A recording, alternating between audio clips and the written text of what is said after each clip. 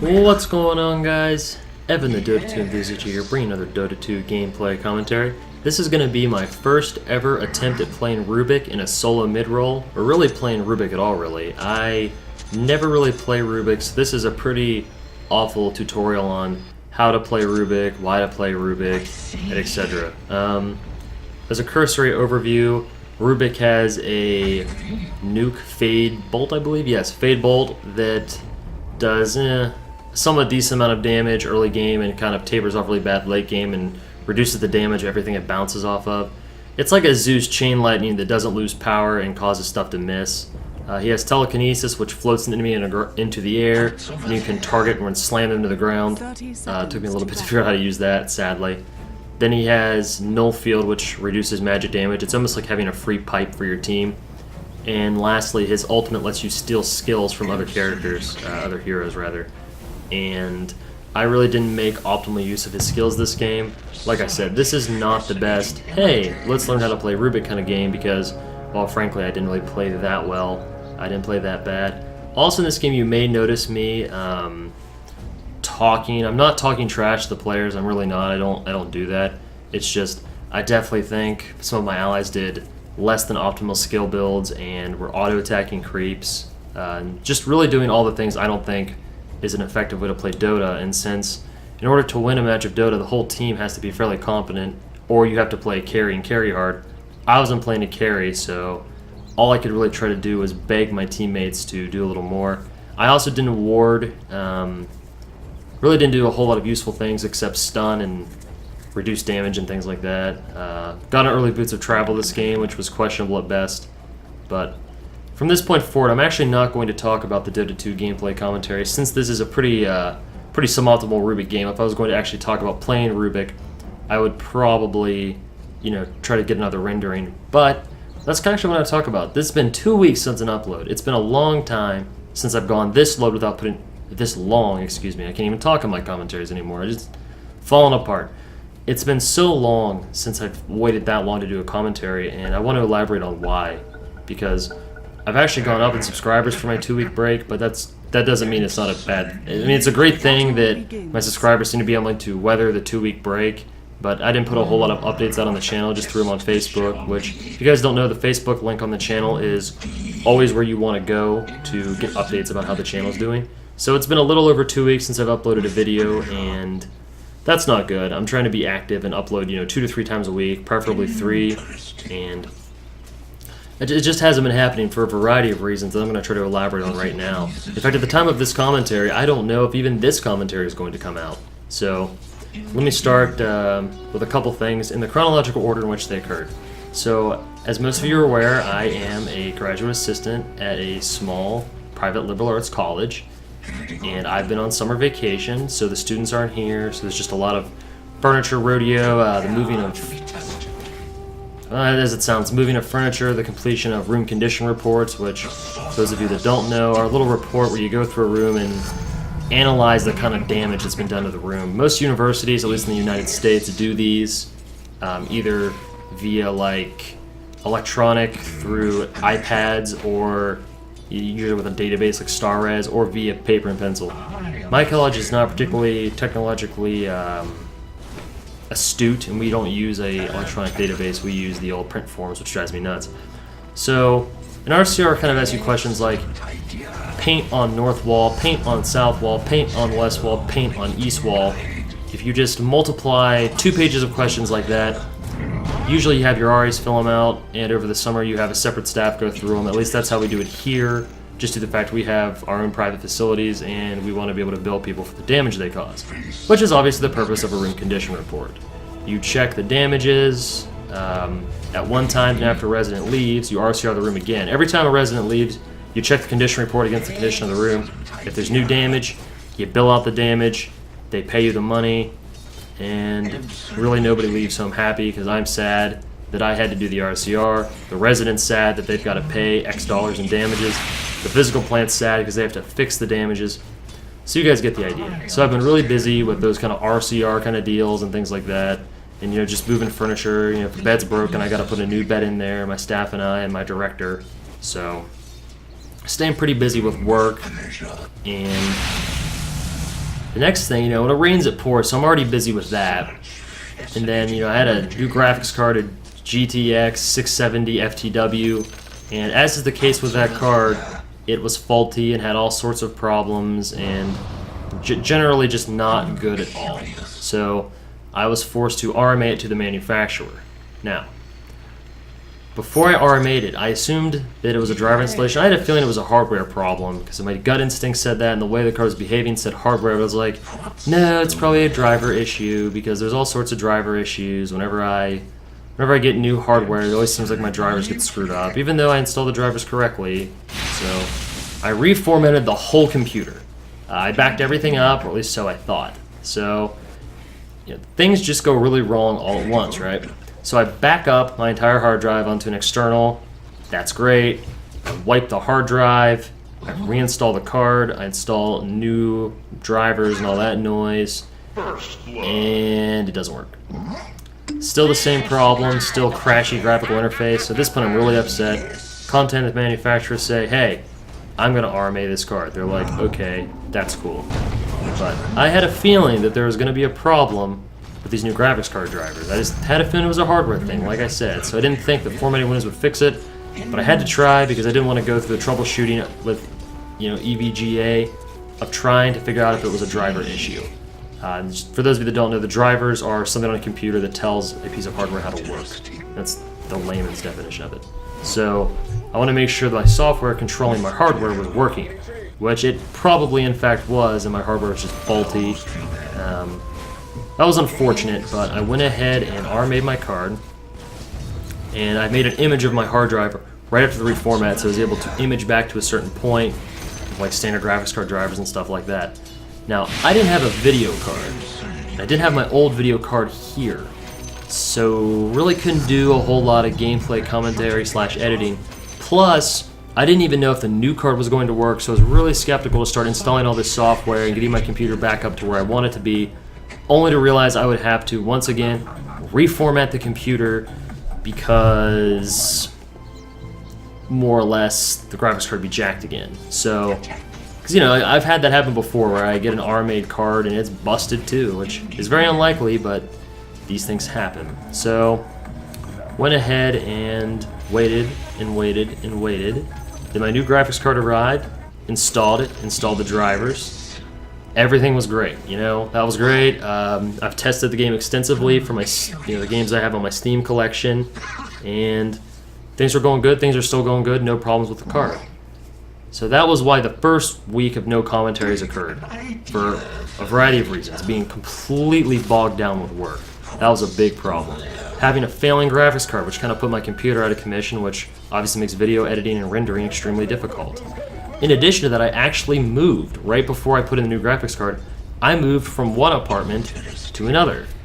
So I had to take a whole weekend to move. I still got my weekend job, so I was putting in maybe a 65-hour work week. I was moving across one side of campus to the other. I was completing mind-numbingly boring work. You guys get the feel. So just wasn't a good time to do commentaries. Wasn't looking to bust my back to get my hardware working until I knew everything was going to be settled in. So I moved to my new apartment now. I'll be posting a video on the channel of the apartment's layout.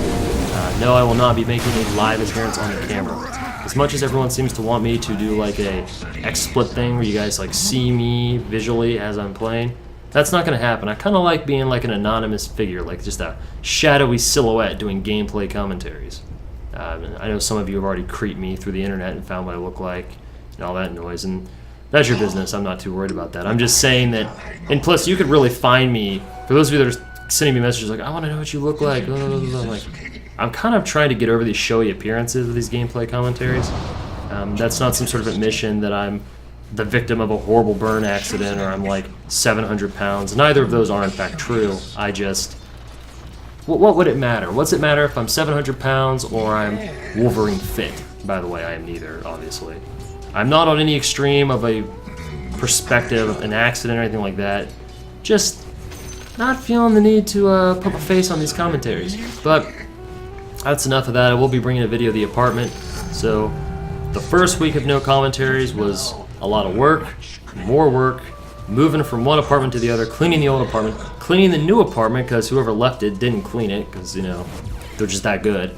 fixing my graphics card, getting that installed, waiting for it to ship. So losing a week there, I'm amazed I didn't lose more time. Excuse me, I'm gonna take a drink of my Diet Pepsi here. This is a 71-minute commentary. I was originally gonna go through and edit and slow it, shorten it and stuff like that, but I haven't done a commentary in 2 weeks. So I kind of decided, you know what? Let's just do one really big commentary. And I know the community's probably thinking like, oh, you should have come back with Dark Souls PvP, which was the original plan, actually. But once again, life got in the way, and I'm going to talk about that next. Okay, so this is the week 2 of the new commentary stretch. We're just in the second week, and I'm like, man, time to get back on the commentary boat. Oh, wait, I got my internship. I got to go drive up. I got to drive 45 minutes away 3 times a week and 45 minutes back. So that eats a lot of time. RA training kicks in. Now, for those of you that don't know, RA training for most residential campuses, because sometimes non-residential campuses will actually have RAs, which is kind of weird unto itself. But no, we have residential assistants who are here pretty much full time, and we train for 2 weeks at probably a 9-hour day, a 10-hour day, between 9 to 12 hours, depending on the activities we're doing, and that's about what you'd expect. For those of you who are thinking of being a resident assistant in college or really going into any kind of housing position, the kind of training it entails in almost every school I've looked at, being a practitioner in the field of student affairs, your average day would start like breakfast at 8 o'clock, which is mandatory.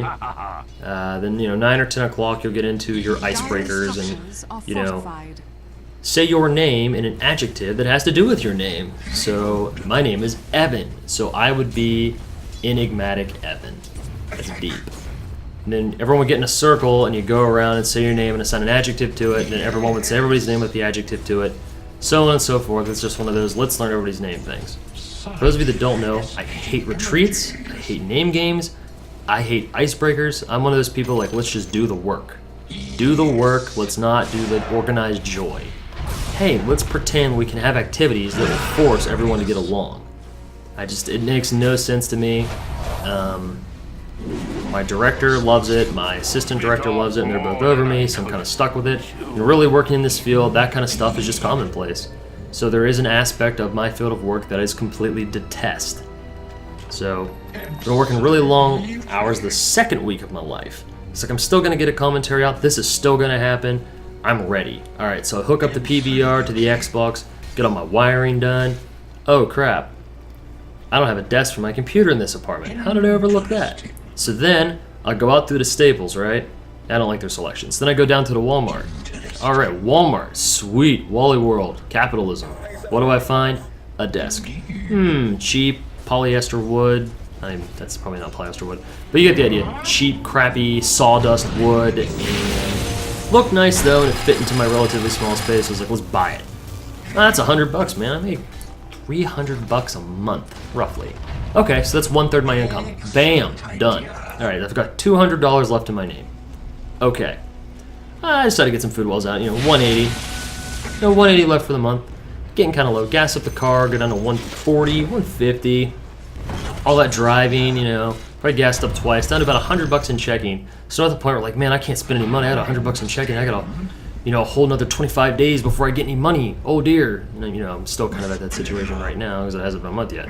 So we'll see how that works out. I did go to the store today and spend about $30 on really cheap food like SpaghettiOs and rice. So baby, it's ramen noodle, all college lifestyle all the time. We're just gonna grind through this poverty with cripplingly boring food. Still beats not having an income or being someone who's not fortunate enough to eat, I suppose. But it does leave much to be desired. Radiant structures So, are fortified.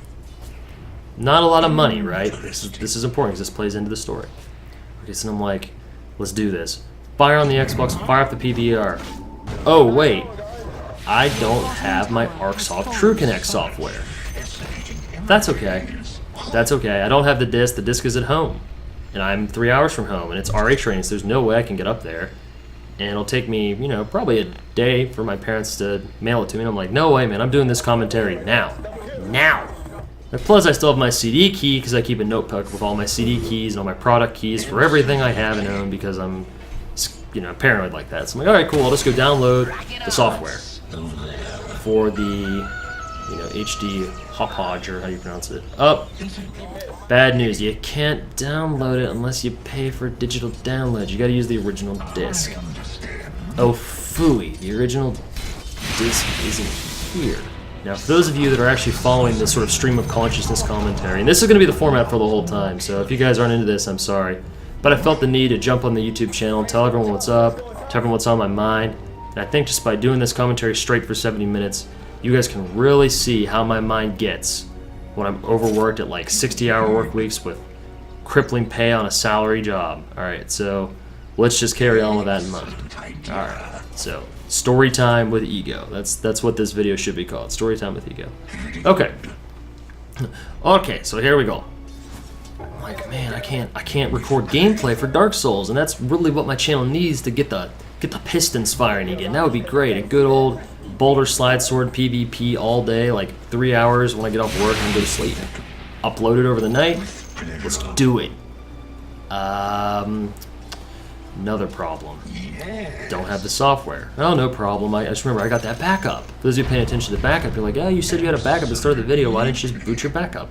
Well, I do. Put my external in that I backed on my whole hard drive to. Uh-oh. Despite it backing up fine and me using Internet Explorer to explore the external hard drive, whatever reason, the USB hard drive now fails. My 1 terabyte USB hard drive fails.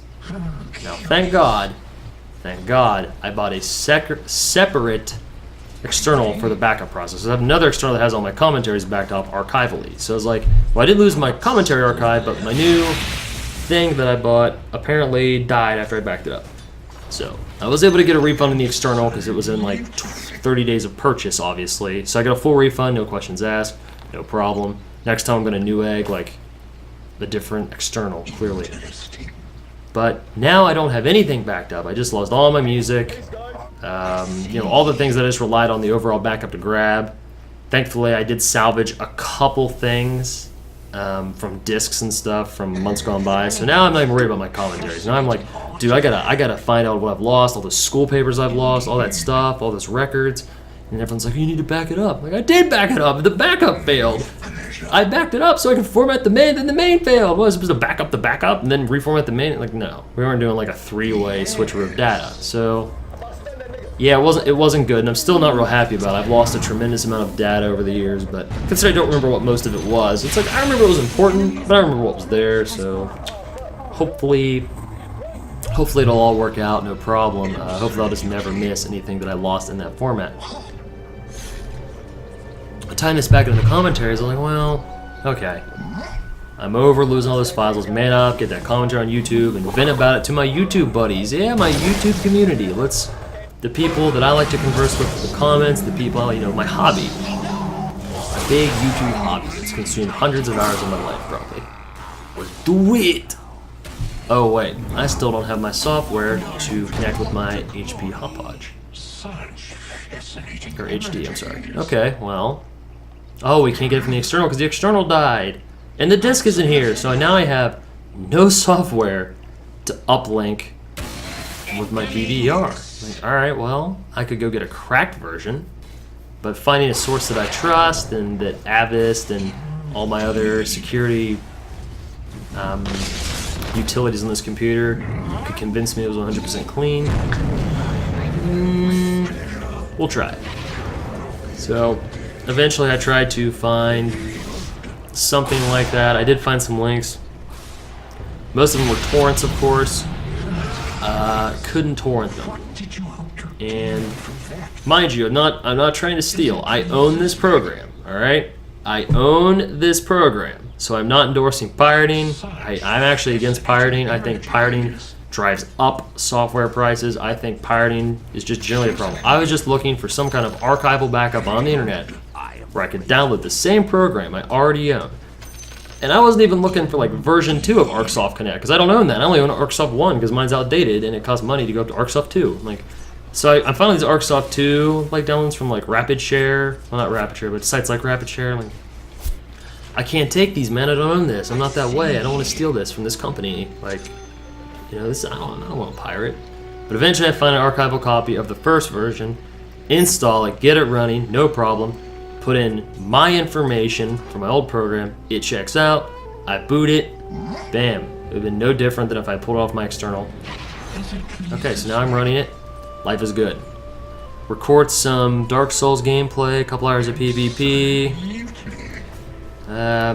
File's corrupt. Has nothing to do with anything, just randomly a bad file. Not a big deal, that's okay. But now I don't want to do another Dota. I just did a huge Dota PvP session. As much as I like Dota PvP, I'm trying to lay off the game a little bit and get ready for some Prepare to Die. And, you know, plus I got RA training, so another couple days pass, so I'm trying to find a window to sit down and do some commentaries. Okay, then I find one. And that was tonight, actually. Okay, let's do it. So I go and get DxTory again, which is my PC capture software. Love it. Got great settings for it. If anyone wants to know good settings for DxTory, I've actually found some pretty good setups on YouTube that I've copied, and they work really well. So I reinstall DxTory, get my settings all together, get my codecs, get my audio settings. All right, we're gonna just render it raw in AVI. I don't even care how big the file is. Let's roll. I'm like, oh man, we wound up in a 71-minute match of Dota. Well. Whatever, why not? We'll just keep playing. So, record this match on Dota, right? This is, we're almost up to present day. I know this is a long story, but it's a long commentary. We got lots of time. So, if you guys have listened this far, there's no reason not to continue, right? So, okay, we install the thing. Or, no, we don't, I'm sorry. We play the game, we capture it. Now we gotta render it, we gotta do the commentary we're doing right now. Cyberlink Power Director time, baby. Cyberlink Power Director time. Download Cyberlink again. Got my CD key, my product key. Like, alright, no problem, let's roll. Up. I can't just enter my CD key to activate the product. Please use the original download link provided when you purchase the product to download the full version, not the trial version. Bad news, friends. I didn't save the download link. And the EXEs to reinstall it are on my now dead external. So I contact their tech support, explain the situation. Haven't heard anything back yet, but I'm not expecting to hear much. So we're currently doing this on the trial version of my video editing software, which is Power Director 9, Power Director 10, I'm sorry. Gotta say, guys, don't recommend the customer service for them. Not particularly impressed. Not particularly impressed with EVGA's customer service. Definitely not impressed with Power Director's service. So if you're ever thinking of picking up those programs or hardware from that company, both great companies, great products. Except their customer support kind of sucks. So then we're finally up to present day. I'm rendering this video, doing this commentary right now. Hopefully nothing goes wrong and I can upload this because I won't have time to do another one for a while. And if I had had more time, I actually would have liked to capture some Dota where I actually know what I'm doing. This is like Rubick for the first time, so I didn't expect to be really great with this hero, being the first member who played it. But I have a playlist for Dota 2 on the channel.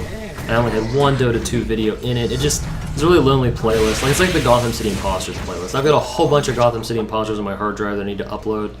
Gotta get those playlists like beefed up a little bit, because I can't just put up Dark Souls 3 times a week. I know it gets the most views, I know you guys love it, but I gotta do what I want to do, and I gotta do what I feel is right for the channel. And I don't make any money doing this. And I did get a partnership. We'll talk a little bit more about that. But I didn't really get any money, or at least I'm not getting any significant amount of money. We're talking about like cents a day, if even. So not a lot of money in that, which is cool. Not doing this to make money, but because I'm not doing this to make money, I don't need to like sort of like whore out for views and stuff. I can just put stuff on the channel, commentate the way I want to, roll the way I want to. And, the ships fall where they may. Hopefully we won't see a huge dip in subscribers now that I'm branching out to other games. And we're talking about what's coming up on the channel. More Dota 2 is coming for sure. I'm really into Dota 2 right now, so we're going to see some serious Dota 2 live once I can save up $200 for a headset. God knows when that'll be. Next up is Dark Souls Prepare to Die Edition. And I do actually need to finish my Demon Souls playthrough and my Dark Souls PS3 playthrough. So I've got a lot of Dark Souls I need to play through. I've got more PvP I gotta put out. I've got Dota 2 to put out. So I've got a lot of stuff coming up on the channel. So you're gonna see a lot of Dota 2. You're gonna see Black Ops 2 when that comes out, baby. Black Ops 2 on PC, because there's not enough PC commentators, in my opinion. So all sorts of games coming, so And plus, there's a lot of other commentators jumping into the Dark Souls thing. For a while there, it was kind of a slim community, and I felt like I was sort of fulfilling a niche in the community. There's still not a whole lot of Dark Souls commentators. Now there's a lot of Dark Souls PvP videos that go up without commentary, or with very little commentary, or the soundtrack, and that's all cool. Definitely much better Dark Souls PvP channels than my own, but like I said, I don't want to do PvP all the time. I've had my fair fill of PvP in the Souls series. The Demon Souls playthrough is probably back burner right now because the DOTA2 is a more current game. The Dark Souls is a more current project, and a more current game, of course, so not really feeling, just not really feeling the Demon Souls thing right now. I love the game, I'd love to play through the game, but limitations of time with academics about to start. I'm about to go back to school here in less than a month. RA training still isn't over. Got all sorts of things to do, so you guys just have to bear with me. August, for those of you that are going to stick with this channel for years, because I'll probably be doing this for years, because I'm just nerdy enough, and I just like talking enough to do it, despite being really shy. So, it's likely that this channel will be around for a long, long time, as long as the YouTube thing exists. So, everyone should probably know now that if you're on this channel, August, don't expect frequent uploads. Every other month should be good to go. But August is a really rough month for my schedule. Once this week is over, though, things will settle down, things will calm down. I've already, as sad as this is, I asked my boss permission to go and commentate a little bit on Friday. So Friday I get off work early to come back, do some commentary. Sad, I know, but I'm just really into this commentary thing. Alright, well, let's wrap up the Resident Director Blues, Software Failure Blues, and what I'm going to commentate, and touch on some more changes to the channel, because we still got a lot of time in this video. We're not even at the halfway point. This was a truly massive game. Alright, so some of you may notice there are now custom thumbnails on the videos, and there are advertisements, things like that. And because I didn't get into this to make money, but now technically I am making a very minute amount of money on these videos, it's something I really felt like I had to clarify to the channel. It just, I really had to let everybody know where the money's going to go, how it's going to be used, why I went ahead and partnered, who I partnered with. These are all things that I like to share because I have a really active, engaged community. I get, for the number of subscribers I have, which is short of 2,000, I get a tremendous number of comments on my videos, and I really appreciate that, guys. I love the comments. I've taken to stop asking for likes and comments in the video. Instead, I just use the annotations. I try to be reasonable and balanced and fair in everything I do on my channel. Like, a lot of my big subscribers want a lot of uploads. I don't personally want to do a lot of uploads, so I kind of take the middle ground and balance and what I think is best. And I upload regularly whenever possible, but I don't let it disrupt my schedule for gameplay commentaries. Hence why there's this big 2-week drop-off that I already talked about. Okay, so we got partnered, my channel, and those of you who are watching my channel are kind of part of this too. I got partnered with TGN. I don't know a whole lot about the company. I did a little background search, and of course I read the contract they offered me. Nothing too scary about it, just, you know, we get X cut of the revenue, you get the rest of the revenue from the advertisements. So yeah, all my videos from this point forward are going to have advertisements. I know a lot of people hate the advertisement thing on YouTube, but honestly, like, I'm not making a lot of money on it, and this money's going to something good. This is going to be productive for the channel, guys. I am going to put all the money I make on the channel and put it all towards buying equipment to do additional commentaries. You know, some people had offered to PayPal me some money, and I declined.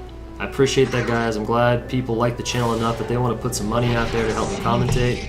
That's really generous, and I'm glad that you have the money in your life to be generous. It's good that people are still being generous in this time of a trying economy, not just in the United States, but, you know, many European countries. There's struggles with the euro, etc., etc. So I'm glad. It means a lot to me. It really does. And that's another thing I had to get on this commentary. I had to thank you guys. I really appreciate everyone that offered to donate that made this channel partnership possible.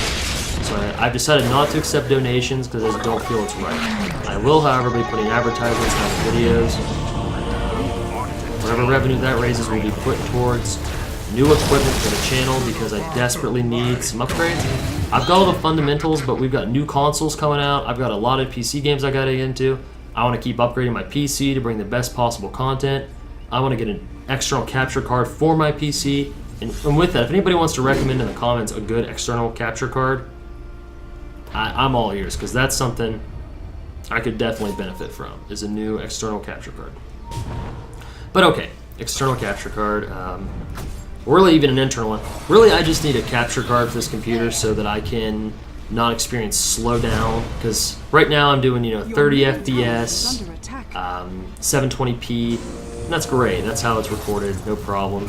But if I do anything better than that, I get frame rate drop. No matter how I tweak my DX story settings, no matter what I do, I either need a faster hard drive, or B, a faster, or B, a capture unit, or C, preferably both. So those are both things I need.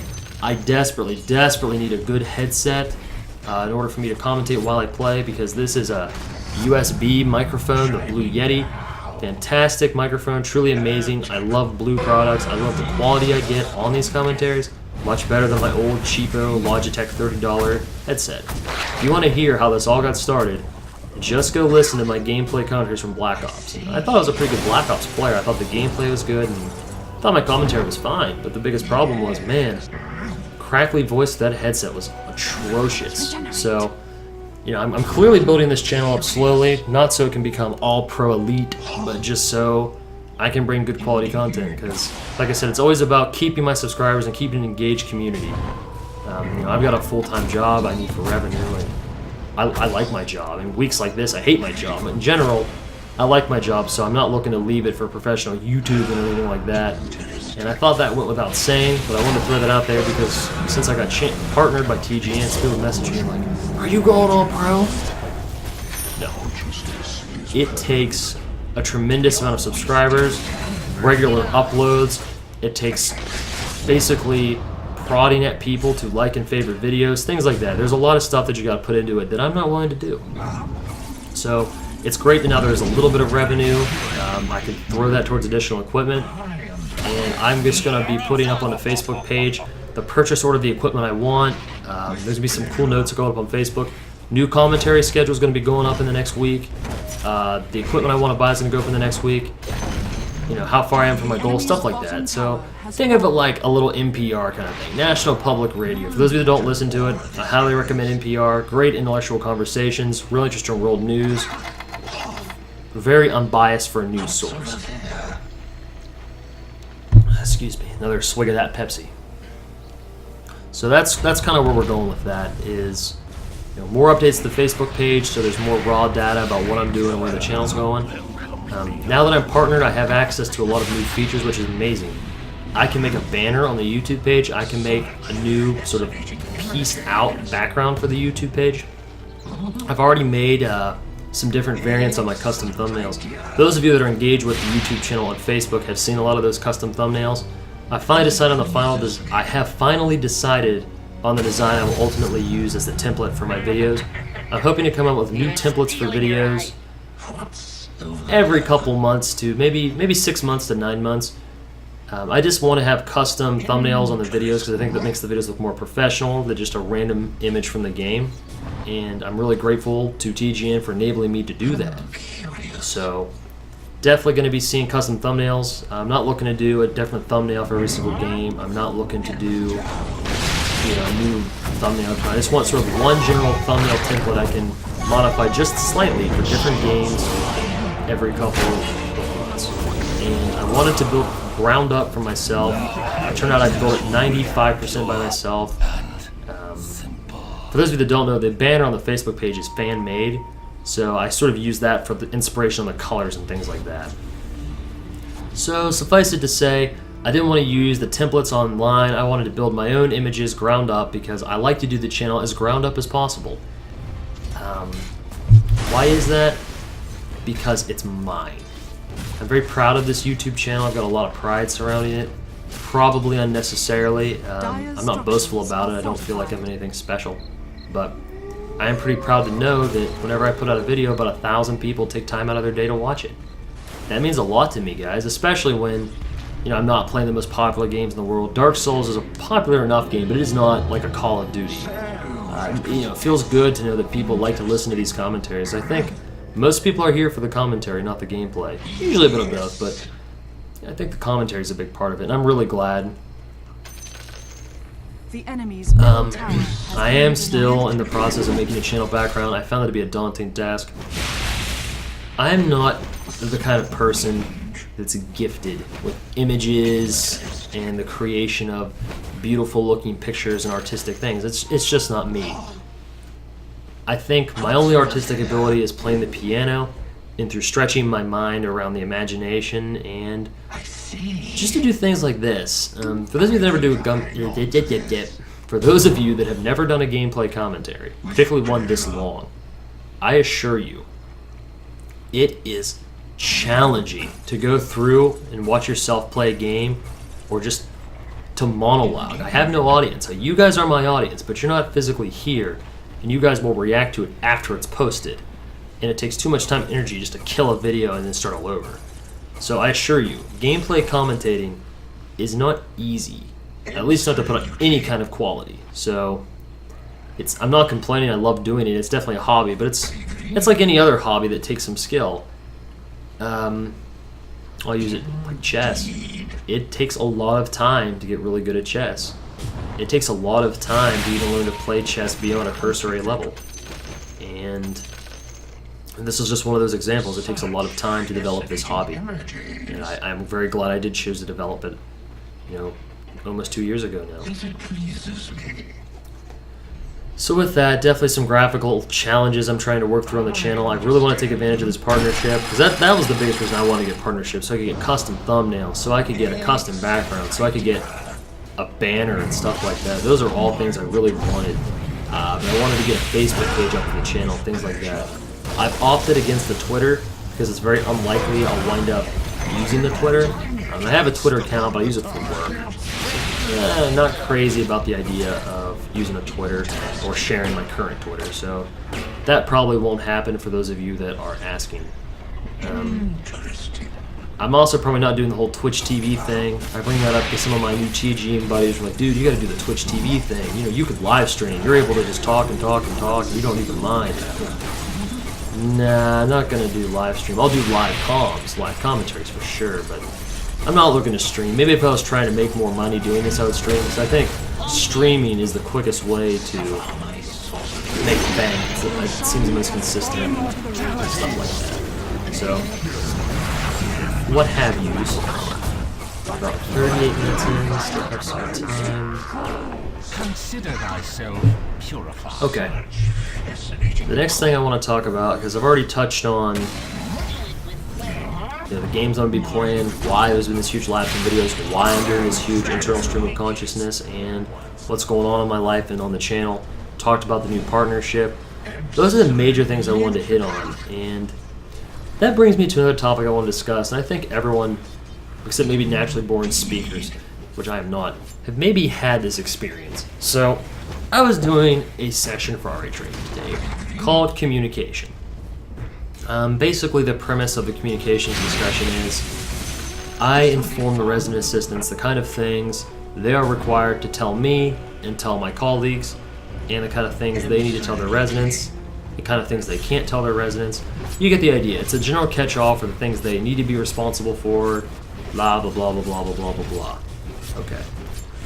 Well, it's a pretty broad topic, so when we were planning out the training schedule, we sat down and we said, Evan, I hadn't asked myself that, that's why it's we in this context. Evan, how long do you think we are gonna need?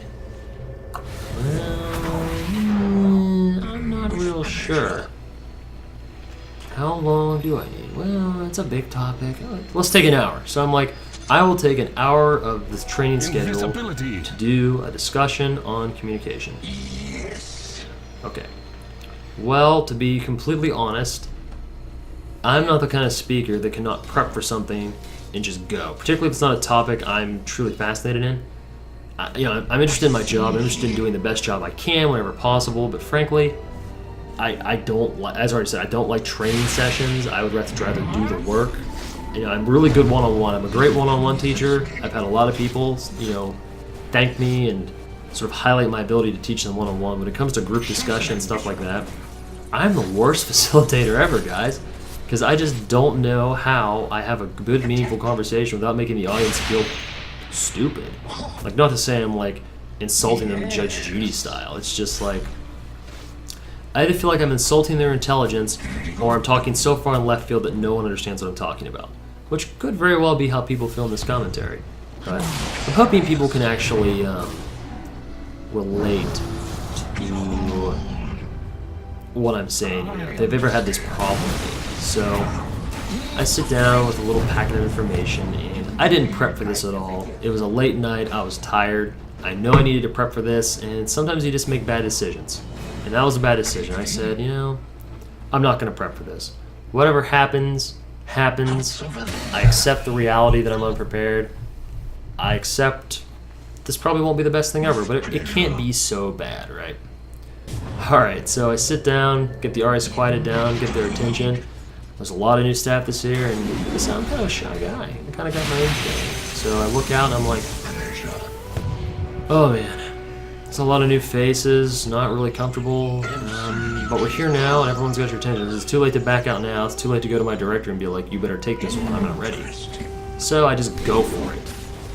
Well, next thing I realized, we didn't get the handouts ready due to our incompetence. Not my own incompetence, just as a department we were slow and moving top fudge. Now they don't have anything to reference, and I have to be even more in depth when I talk about this presentation. It's been a whole hour.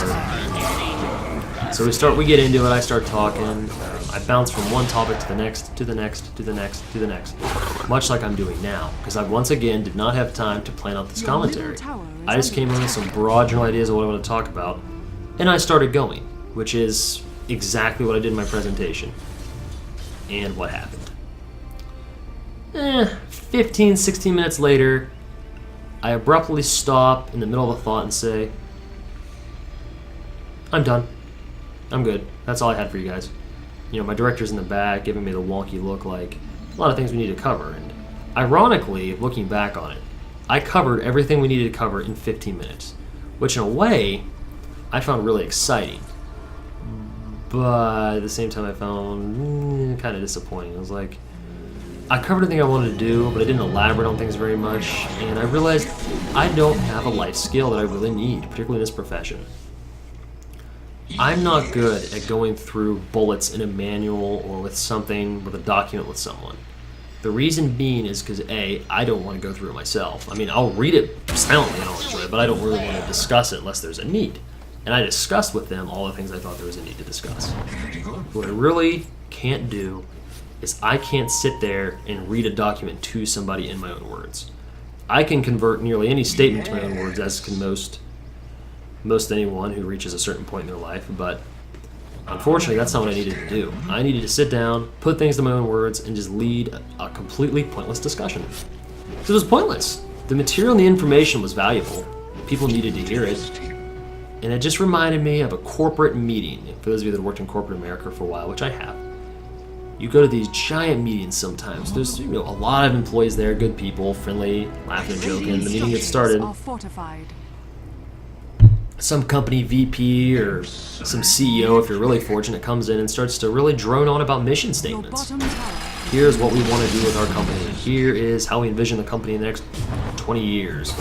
This is who we are, kind of thing. And it's all fine, but for a guy like me who's close to the bottom in corporate America, it lacks relevance. It's good to know what the company wants to do, but considering it's not my permanent employment, it's not going to touch me in a profound way.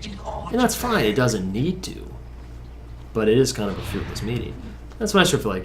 In terms of college administration, university administration, resident assistants are a very important part, but they're also at the bottom in terms of influence and power. So we can drone on about mission statements all we want, but ultimately, the RAs need to know what they need to do, what they need to know to do their jobs. And I told them everything they needed to know to do their jobs.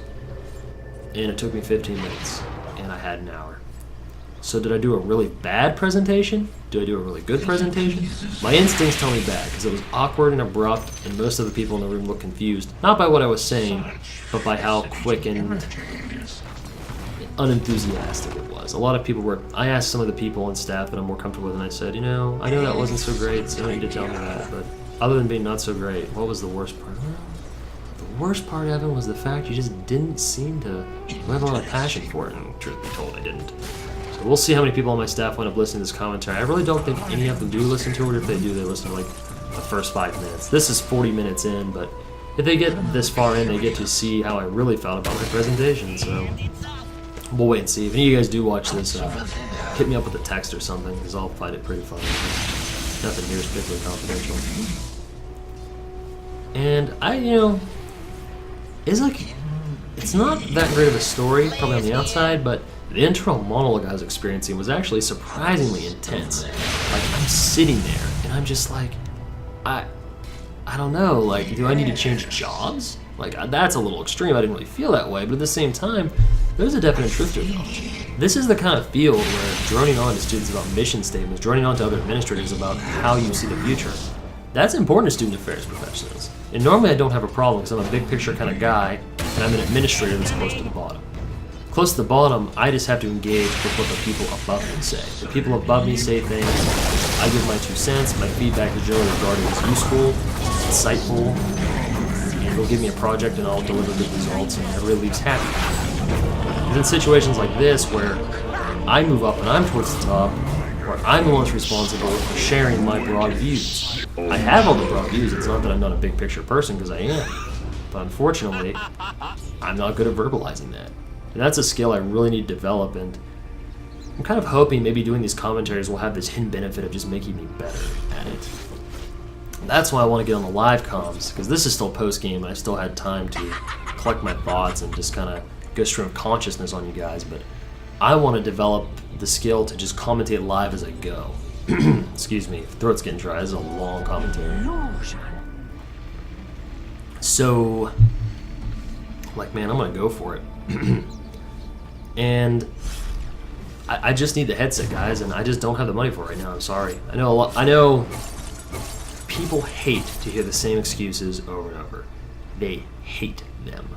And that's why when I don't upload and I don't really have a reason other than I didn't feel like it, I don't give a reason on the channel. If I don't upload for a while and I don't give a reason, it's because I generally didn't want to. Just wasn't in the mood, wasn't feeling it, and if I'm not feeling it and I start to upload, the quality just tanks. It tanks really hard because my heart's not in it. And I'm the kind of guy that I can do work I don't.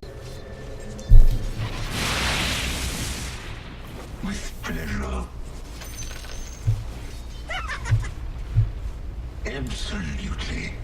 In sort of the sad and pathetic way. Life is hilarious. Both in the I'm so happy to be alive way, paired with the oh boy kind of way. So pretty solid overall with that whole experience. Absolutely. With life, I mean, life is solid. Sorry guys, stream of consciousness. Sometimes my mind just drifts. But that's enough about that. Sorry, I just repositioned my microphone. I'm bumping things on the table, so who knows? The audio might spike up or down. I'm sorry. It's unwise for me to move my mic during the commentary session because I inevitably can never get it back where I started. I really should take like a piece of tape and mark the table so I can always just slam the Yeti right back there. But I had this really bad feeling that my commentary wasn't actually, was actually recording. I just monologued for like 49 minutes. I knew I'd have the energy to do it again, so I'm really fortunate that it actually is recording and there's no problem. I'm also in this new rolly chair. I had my parents bring me up a rolly chair from home, like a $100 chair. It's really nice. I love scooting around. What I do want to get back to, since I'm done sort of reminiscing about life in general, is I want to talk about I loathe when people give the same tired excuses over and over. Some of my excuses I use over and over because they're true every time. Why didn't you upload this week? I was busy. And it was the truth, and I don't mind sharing that because at least it's rational. What I do feel bad about is when I promise something and I don't deliver it, such as commentaries. I feel bad when I don't deliver the live commentaries I know I want to do and I know certain people want to hear. And I think it would bring something new to the channel, something fresh, something. I got to keep varying my type of content. I think doing the thumbnails and doing all the visual stuff, doing the social media, I think that does help build something on this channel. I think it helps expand and become more quote-unquote legitimate. Radiant But structures are fortified. that said, it Your feels middle tower bad. is Like, under attack. why can't you do live comms? I can't afford a $300, $250 to $300 headset to make the commentaries worth doing. Why not? Because I make $300 a month and I've got living expenses. And that's been the same story for like 6 months, and I just really need that burst of income. So I'm kind of hoping I can come across some money real quick. Unfortunately, I don't want to tap into savings to get it, because I've already got money in savings put away for Black Ops 2 and some other games I have on reservation that are all coming to this channel, man. Black Ops 2 is coming for PC, Far Cry 3 is coming for console, because I always want to have one console FPS and one PC FPS rocking. I was going to do some Blacklight Retribution gameplay commentary, but I hate it, so I'm not going to do it. I can't stand the sleeping walls thing, and I usually do pretty well for someone who's not a... For those of you that aren't familiar with Blacklight Retribution, it's a free-to-play FPS on the PC, a lot of fun, good game. It's just the item unlock system sort of demands you use real-life money to ever build a real class or play for an ungodly number of hours. Sort of like LOL in that respect, LOL, where if you want to unlock all the heroes without spending money, you better play LOL an ungodly amount of time, and I don't have that time, and if I had that time, I don't think I would play it that long. I would probably go play more Dark Souls. Your top tower My phone's going off. That's my boss asking me to come back to work. I'm not leaving this apartment until I finish this commentary. But yeah, guys, I'm really sorry I don't have the headset to do the commentaries I want to do.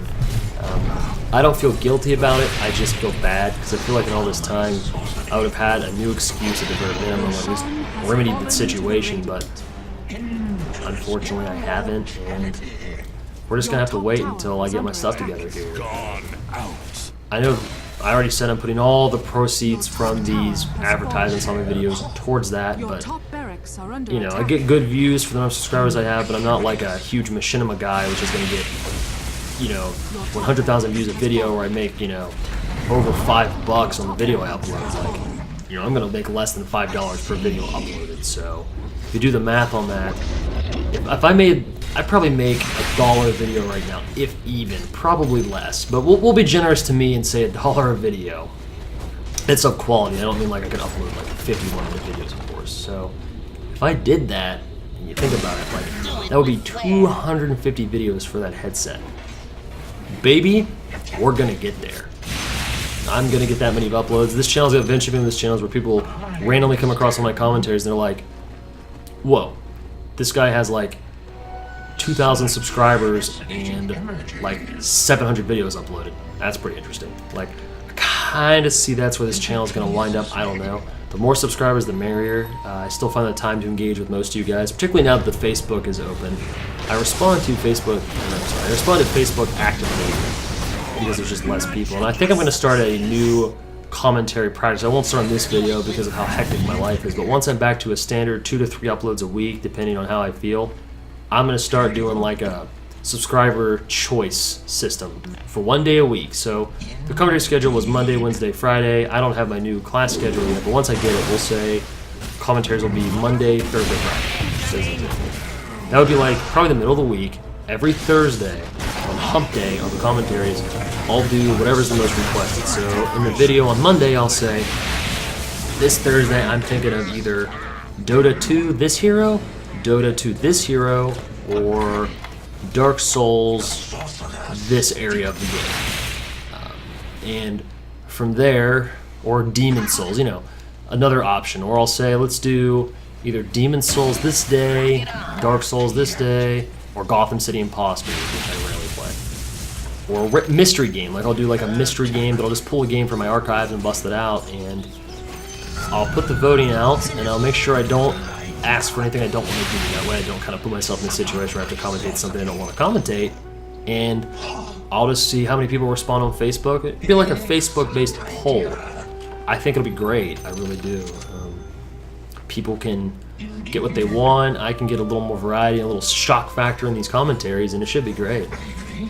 At least I think it will be. It'll be fun to do if I can get anybody to vote on the Facebook page. For those of you that have followed this video through to 54 minutes, first off, I'd like to thank everyone for finding me this interesting, or for your life being that boring. Maybe it's a combination of both. I don't know. But I wouldn't be doing this if I didn't think this was at least mildly engaging, so, you know. if for those of you who think I'm starting a YouTube channel, the worst thing you can possibly do is think your content sucks. It's one thing to be a modest guy or to be a reasonable person. Like, I know I'm not the best commentator on YouTube, and I don't know who is, but I know there's definitely someone better. I know there's, you know, Epic Name Bro definitely seems to be a more popular Dark Souls commentator than me for a lot of good reasons. Epic Name Bro is great, and I feel no competitiveness with him whatsoever. But at the same time, I still think my content's good. And as out there and as loose as this commentary is, I think I'm discussing things that aren't completely drab and bland. At least I hope they are. They aren't to me. So that's what I can do, is just go at it from the truth. Just don't put on a fake personality. Some people be surprised about your favorite commentators. I'm not saying they're fake. I don't know them. I would never assert that, and I'm not saying anything negative about anybody. But there are commentators that basically their channel is them getting on, live commenting, and just raging the whole time. Oh my god, I just got killed. What the this is ridiculous. This game, I swear. Oh, I got him. You get that? Oh, did you see that's a triple? Wow, all skill. And some of those guys are really entertaining, have some pretty funny jokes. I'm not going to name names. A lot of them I'm subscribed to. I find them kind of exciting, but that's kind of when I got into commentating in a way. I got kind of burned out on just that raging, cursing, screaming, all energy all the time. It seems so fake. Even when it was real, it seemed fake. I mean, I can definitely tell some subscribers, some uploaders were faking just because they wanted the views, they wanted the attention. But it just seems so like... It's not like they would behave like that outside of the internet. At least I don't think they would. I could be wrong. But I don't really see a lot of commentators like playing... Not even playing, going to work and then someone comes by and knocks their stuff over. I'm like, what the heck, dude? You're confused, and like, make all these like witty comments. Like, I'm sure people are sarcastic and witty in real life. I know at the bare minimum I'm very sarcastic, and with sarcasm comes wit, just in the fact that the people you offend, everyone who wasn't offended finds it witty. So that's a benefit of sarcasm. You always have an effect on someone. You either agitate them or they find it hilarious. And so with that, I was just saying that I'm not sure where I was going with that. Just that if you're gonna do YouTube commentaries, if you don't believe your content's good, no one else will believe it either. And even if your content isn't good, you've got to believe you can get it good. Because I don't think there's anything wrong with stinker upload every now and again. I mean, people can't reasonably expect if you do 50 videos, all 50 of them to be drop-dead great videos. Sometimes it's about the commentators. Sometimes if you decide you want to go into YouTube commentating, it's about you. Like this video right now, I want to share it with the community, and I hope some people watch. I hope some people at least touch the video. I hope some people maybe even enjoy it. I hope some people enjoy the random ranting. This isn't even a rant, guys. This is just stream of consciousness right here. I'm just going with it. Especially because the video is so long, and the gameplay was so par. But I still want to put something up on the channel. It's been so long since an upload, and this was about me. This is not a good time for me to be uploading, and I just wanted to put my heart into it and say, I'm just gonna get time from work, and I'm gonna have to go back in at midnight and work longer to catch up on all the work I'm missing to do this, and it's worth it. Because this YouTube channel is important. It sounds so corny, but this takes a lot of time out of your life to record these and upload these, and you know, I'm just saying, like, sometimes if you're gonna put all the time into your hobby, sometimes it is about you. Like, I definitely had a friend who saw my YouTube image, and he's like, "Yeah, man, sweet YouTube. I'm glad you're getting into graphics design." And he's a graphics design pimp. He loves it. He studied in university, college, what have you. And he's like, "Dude, let me make you something." So he makes this really awesome thumbnail for my videos. And why don't I upload it? It doesn't feel right. I don't want to do it. Like, I don't want to do it like that. I want to make my own stuff. And I don't think there's anything wrong. I might reach out to have someone do a YouTube background for me. Who knows how that'll turn out. But I knew that I wanted my thumbnails to be mine. Because it's my commentary. And I really want my own thumbnail on my own video. Whereas the YouTube background, I find that to be a little more impersonal. There's no commentary in the background of the YouTube page. That's just the interface and how it looks to the eyes. And same thing with the banner. So I'm good. I'm really good with letting somebody else do that. But the videos that have my commentaries in them, my intro, stuff like that, I need to make my own intro and my own thumbnails because that's just really important to me. Everything else on the channel, Middle tower has it's fallen. mostly visual aesthetic, and I like having nice aesthetics, so if somebody else wants to volunteer, you know, I might even PayPal you a couple bucks, even though I know I just said I have like no money, but I could PayPal somebody like $10 if they made me like a boss YouTube background or a boss banner. If anyone's interested in that, once again, hit me up with a private message. I'll PayPal you like $10. Can't do PayPal, can't help you. If you want to volunteer your time, hey, you know, that's fine too. I'm a little bit an elitist. I believe people should do what they're good at, or at least do what they think they're good at, because, you know, why would you do anything else? But once again, digressing to yet another random, somewhat unrelated topic, I just saw the new Batman movie. Man, it was not just, but I saw it 2 weeks ago, and I saw it since the last commentary, and I gotta say, and I'm sure everyone's heard this, that movie's so boss. I was a little disappointed with Bane, because he doesn't do like, for those of you that are Batman fans like me, I'm a huge Batman nerd and a huge fan.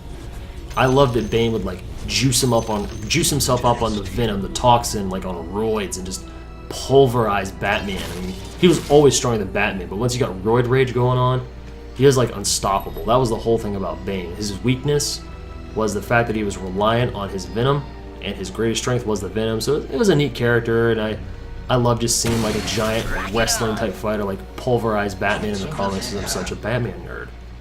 And I was just sad that was omitted from the movie. I didn't like the portrayal of Catwoman. Anne Hathaway was a fine actress. Did well in the role. It wasn't miscast like I thought it was. I just didn't personally like it. I think that's another life skill, is learning to differentiate between the things that you don't like and things that are actually crap. Like, you know, I know this will probably offend at least one person watching this, if anyone made it this far, because this is a long video, but I want to throw this out there, like, guys, Harry Potter, I can't stand it. I hate Harry Potter. But overall, pretty decent story, pretty good. I think it's a little superficial and kind of boring, but hey man, I like magic and I work in education, so it can't be that bad, you know, and I think it's probably better written than I think it is. I think it's probably a much better book than I give it credit for. Okay, let's take Twilight. Twilight is crap. If you even study it, I attended several classes on Twilight, and even the instructor, who loves all books, an English PhD professor, reads everything. That's just what they do. I commentate and play video games and go to work. They read at work, because it's their job. All books, all the time. And they're like, this is easily one of the biggest, it's a fraudulent book ever. The reason it was fraudulent, and this is a little random Twilight aside, but the author of Twilight, whom I don't even know her name, claims to have taken inspiration from those random books, and you just cannot see any inspiration, because she names a bunch of good books, like Frankenstein. Frankenstein's a fantastic novel, book, short story, sorry. It's a fantastic literary work either way, and Twilight, no. None of that in there, not even the same style. I don't know how she quantifies it, but however she quantifies it, she didn't quantify it well enough to justify it, guys, because, dude, it's Twilight, no way. Terrible book. And, you know, what have you. See, now we're struggling. Now we're getting towards that breaking point in the commentary. It's either like, you know, do we just go to black screen and let the game finish? But no, we're going to keep talking. We got more things to say. So the Batman movie, big fan. I actually got a little emotional in the movie, like I wasn't breaking out into tears. Normally, any fictional things don't reach me. The only movie that's ever made me tear over my entire life was Schindler's List, and I think that's justifiable. I don't feel like I'm giving up my alpha male status to say, guys, Schindler's List, touch me. Like, you know, I feel very strongly about human cruelty, and I'm obviously against it. It's kind of a loaded question. Just like when people get polled about casinos, for example. See, the psychology major coming out in me wants to tell you guys, most surveys you take in the mail are garbage. And the reason being is because they're so poorly worded. Are you aware? Or here's the do you believe Mr. Obama should drastically increase domestic spending in the U.S. when we are under a deficit without raising taxes? Yes or no? Like, okay, let's really read into that question without a critical analysis. Oh, clearly, hell yes. I'm for a crippling deficit and no future for the country. And I never want to pay China back. Let's go to war over debt. Like, no. No one feels that way. But it's also an exaggerated position for Mr. Obama. if you turn the table, and so I can be impartial, not politically charged on this channel, you take Mitt Romney. Did you know Mitt Romney wants to make the middle class support America to the point they're crippled and have no money? Does anyone aware of that? That's not a very good example. Let me think of a good survey question for Mitt Romney. Okay, Mitt Romney, anti-Mitt Romney survey paid for by the Obama administration. Probably had something like this. Are you aware that Mitt Romney farmed jobs overseas and wants to support the country and the middle class? Do you believe the middle class should support a failing economy? Yes or no? Oh, yeah, clearly. I am all about paying more taxes so people that have way more than me can pay less. I'm about that. And I want my president to have mass offshore accounts. That way if the country does go bad, he can just fly the coop. Like, when you exaggerate a position, it always looks bad. It's a logical fallacy. So, much in that way, a good question would be, do you favor the Mitt Romney campaign or the Barack Obama campaign? If you truly are only interested in which party they support, that's what you would ask. You wouldn't add any kind of related information to go with it, and yet people do. Because those surveys, not just political surveys in general, are actually a tool to try to influence the people taking them. And you can use them to skew your statistics. If I need my statistics to read a certain way, I can skew my survey to sort of get the answers I need. And I'm not going to lie, I've used my knowledge of how that works. Not that it's that hard, but sometimes skills aren't hard, it's just that no one thinks about doing it or no one wants to do it. So, talk about skewing data. SPSS, which is the #1 computer program for analyzing data at large universities, institutes, things like that. Not a problem for me. I can make those numbers say whatever you want them to. If I play with my data enough, recode enough things, hide it with enough pseudoscience, I can get my statistics to read anything. And that's why statistics, I find, it's interesting. Information without statistics is completely unreliable because it's anecdotal. Information with statistics, it's very important you actually see the raw data set. So it's like, when I really want to analyze something, not only do I have to read their findings, I have to look at the data and really look at it and like, why did they code it this way? A good example is religion. And I don't think this is malicious, but sometimes when surveys take count of who is what religion, you take very broad religions such as the Judeo-Christian faith, everything under that umbrella. It's a huge number of faiths. And instead of breaking them up into maybe some bigger subsections, they just write Christian. Christian, Catholic, Buddhist. Okay? Imagine how your data would change if instead of just putting Christian, you listed like, a member of the Friends Church, a Lutheran. You just went through all these different kinds of branches of those who have faith in Jesus Christ, and you have a better data set. Then imagine on your data at the end, you could recode that data. And for those of you that didn't take statistics or haven't no interest in statistics, you're like, what is he talking about this? When you analyze data and do counts and percentages and things, you can tell most processors, even Excel can do this, guys. You can tell Excel to count X things together. So if I can count all Christian-based religions and count it as Christianity. But it's much better because I can't take Christianity and break it back out. If my survey doesn't have options to pick different kinds of Christianity, all I'll know is they are a branch of Christianity. So depending on what I want to know, but I've always kind of been that it's better to have erroneous information on your survey, and provided your length doesn't get too long. And, it's just a couple extra boxes on a question, no big deal.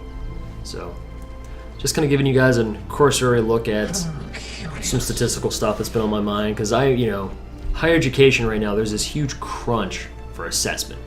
Because people are starting to view education as a money pit, like, all these people are educated, no one has jobs, oh my gosh, education's a waste, this is stupid. I obviously don't feel that way working in the field, but I can see where they're coming from. So I've been thinking about, which everyone in the field is, how can we prove that things we do lead to a better world? We need raw statistics for this because that's what state legislatures are looking for. If we're going to give money to the school, we need you to prove that we should be giving you money.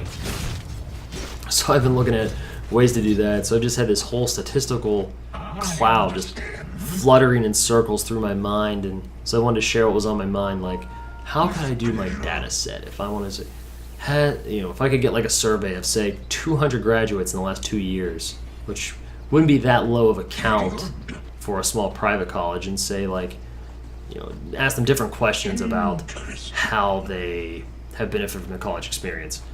And I could skew that data too. Like I could put like personal growth as an option. I could put financial gains as an option. I could put all the different ways they've benefited, and then I could recode it. It's like when I counted it and did like the data set, I did my write up.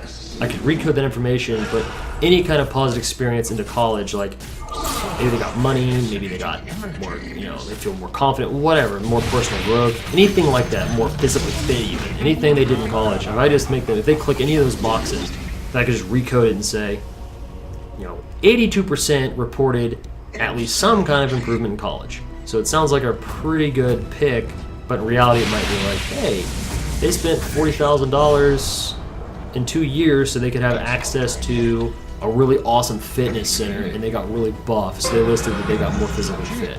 But when Evan had an agenda, when he did his data, he formatted it so it got recounted as had personal growth in college, had a positive experience. So that's just a little something I want to share with you guys, that data isn't always as reliable as it seems to be. And I think my role as an educator tends to lead these commentaries astray from gaming, and I can never tell if it's a good thing or a bad thing. I don't know if people generally give a flying crap about the education system, and I have mixed reviews. Like a lot of my friends I know in person jump on my YouTube channel like, Evan, dude, who cares? Just tell me about your COD stuff, man. Tell me about how you get your KDR, and I'm like, dude, I don't want to talk about that. At least not all the time. And then some people on the channel are like, dude, you need to talk more about your personal experiences and stuff like that, because that's stuff I can relate to. I can play the game on my own. I don't need you to tell me, once again, on the game. It's not like I said, it's not like reading the paper to you. Now I'm going to turn this corner, hold down the fire button, pre-firing, and hopefully my MP5 will spray down this guy before he Type 95s me in the balls and instant kills me. Unfortunately, because it's the Type 95, he can shoot me in the toe and my leg will explode and I'll die. That argument from Outrage, I love it. So, never really sure. I just do what I want to do on this channel to a degree. I like to be true to myself and be true to my personality and talk about the things that I find interesting. I love good intellectual conversation. I think some of these are meaningful intellectual topics. Where is the education system going? How do we prove that it's worthwhile? Gameplay commentaries. Should you get into them? Shouldn't you? There's got to be more to these YouTube channels than just, this is how I play games. Because there's so many videos that are, this is how I play games, that there doesn't need to be another video. I don't need to show someone how to quickscope. There's probably 200 million, is an exaggeration. There are a lot of quickscoping videos on YouTube, guys. There's a lot of how-to quickscope on YouTube, using the familiar Call of Duty as an example. Like on Dark Souls, I could put up a video, how to find the Drake Sword. But considering there's about 700 of those videos posted in the first week, there's really no need for me to post one, or talk about it in my commentary, or how to find, how to farm in the Darkroot Garden. Yeah, that was discovered really quickly, and everyone already knows about it. Why would I post another video about it? And sometimes you catch a guy that doesn't know about it, or randomly come across it if he's watching the gameplay. If he's the kind of guy who's really interested in the gameplay, go watch the gameplay. If you're the kind of person that's like, this guy, people can do what they want, people can close videos and stuff. What's important to me is my subscribers give my videos a chance. If they listen to part of the video, they get something out of it. And that's always been my goal, that my subscribers get something out of it, because I get something from it. I get a huge boost to my morale. I love doing this. Sometimes it can be a little bit daunting and life gets in the way, but hey, once again, that's why I can create creative control. If I don't have, this is not a good time for me to comment, they don't have to. But we're finally approaching the end of this video. Anyone who's actually made it this far without skipping through the video, hey, hit me up on Facebook and leave me a comment. I really appreciate that. The fact that you were that interested in what I had to say, to sit through an hour and 14 minutes of me just monologuing on different topics, that means a lot to me. I really deeply appreciate that, truly. And I would appreciate it if you would drop me a message on the Facebook. Let me know, because I am genuinely impressed. And one last thing as we're closing out here, there will be a play with ego thing. Now, for those of you who want to do it, I'm only going to do it on certain games, and it's not going to be Dark Souls. Dark Souls are not multiplayer to me unless you're PvPing, and I don't want to duel with people on my channel. That's not how I do. Anyone who wants to Dota with me on a team, let me know. Maybe party up on Black Ops 2, whatever. maybe party up on Far Cry 3. I don't know where we're going to wind up, but definitely hit me up, guys. But alright, we're finally at the end of the video. As always, I want everyone to take care. Thank you guys for watching this video, and more uploads will be coming, and I promise the next one will not be an hour and 15 minutes of me just totally ranting. Alright guys, thanks for watching, and I'll see everyone next time.